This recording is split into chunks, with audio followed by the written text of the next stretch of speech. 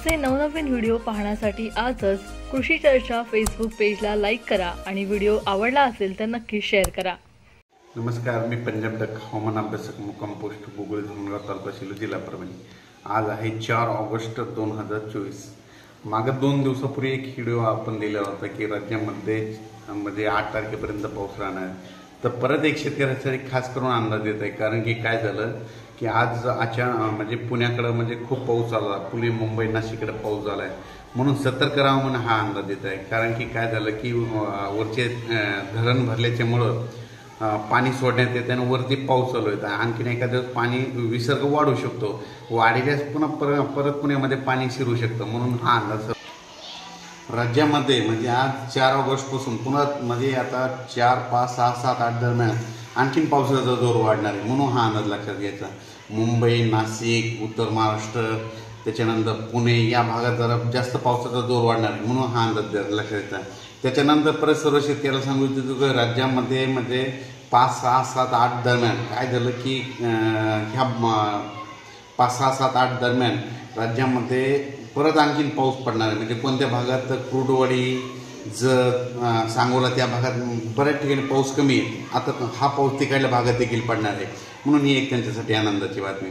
परत सर्व शेतकऱ्याला सांगू इच्छितो की राज्यामध्ये आता आज आहे 4 ऑगस्ट पासून राज्यामध्ये जवळपास 10-12 ऑगस्टपर्यंत पाऊस असा चालू राहणार आहे, दररोज भाग बदलत पडणार आहे, म्हणून हा अंदाज लक्षात घ्यायचा। परत एक सांगू इच्छितो की काय झालं की बरेच जण म्हणतात की खंड पडणार, तर सर्वांना सांगू इच्छितो जे हे अंदाज बघतात त्यांना एक माझं सांगणं आहे की राज्यामध्ये असं या ऑगस्टमध्ये खंड वगैरे काही पडणार नाही, कारण की हा पाऊस राज्यामध्ये चालूच राहणार आहे।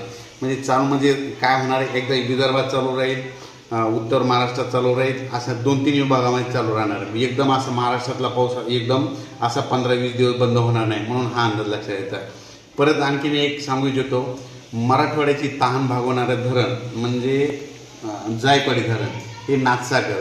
म्हणजे काय झालं, नाथसागर आता 10% जवळपास, आणि यावर्षी जवळपास 4% पाणी होतं, तर आता ते 10% गेलं आहे। तर जे मराठवाड्याची जी ताण भागवणार आहे म्हणजे संभाजीनगर, जालना जिल्हा, परभणी जिल्हा, नांदेड जिल्हा, हिंगोली, म्हणजे या भागामध्ये जायकवाडी धरणाचं पाणी जातं आणि तिथल्या शेतकऱ्याला तर शेतीला उपयुक्त येते। जायकवाडी जर भरलं तर ह्या 5-7 जिल्ह्याला खूप फायदा होतो, म्हणून मराठवाड्याची तहान भागवणार हे जायकवाडी धरण या आता ह्या ऑगस्टमध्ये 50%पर्यंत जाईल, त्याच्यानंतर सप्टेंबर ऑक्टोबरमध्ये त्याची सरासरी कंप्लीट पूर्ण होईल, म्हणून हे अंदाज खास करून ही आनंदाची बातमी।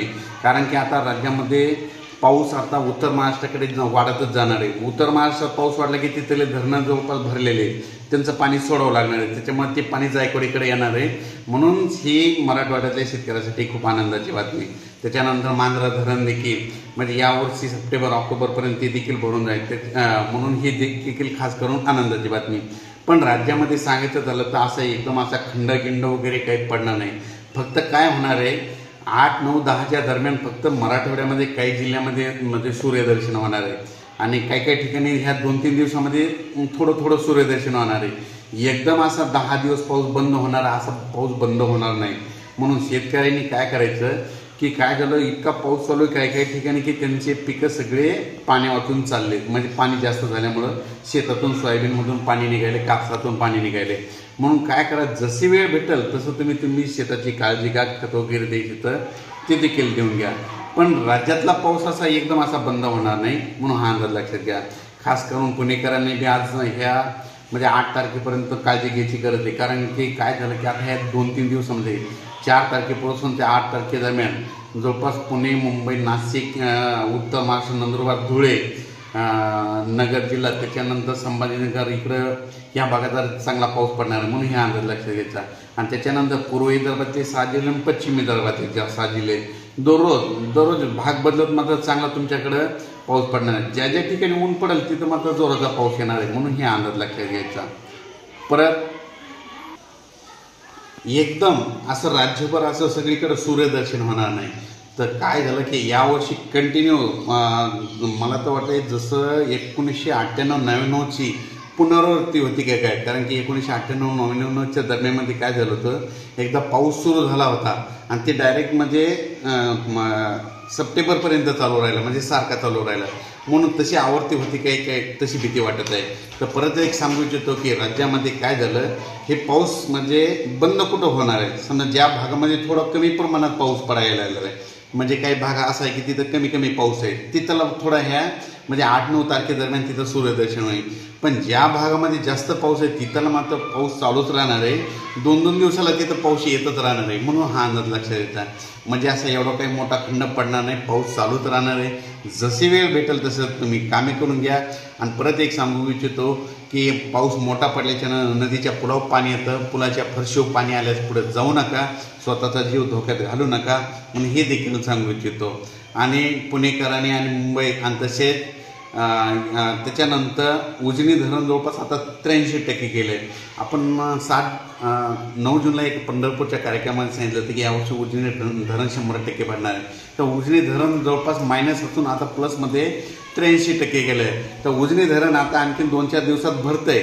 2-4 दिवसात भरल्याच्या नंतर म्हणजे 8 तारखेपर्यंत भरून जाईल. मग त्याचं पाणी सोडावं लागणार, त्याचं पाणी भीमा नदीत सोडावं लागणार. मग भीमा नदीत पाणी सोडलं तर नदीकाठचे सर्व शेतकऱ्यांनी ज्यांची पाईपलाईन असेल, ज्यांची स्प्रिंकलरचे पाईप असेल मोठी असेल, तुम्ही तुमच्या सुरक्षित तरी काढून घ्या. कारण की धरणाचं पाणी सुटणार आहे, त्याच्यामुळं तुमचे पाईपलाईन वाहून जातील. म्हणून ही खास करून काळजी घ्यायची गरज आहे. अचानक वातावरण बदल झाला तर लगेच एक मेसेज दिला जाईल. धन्यवाद.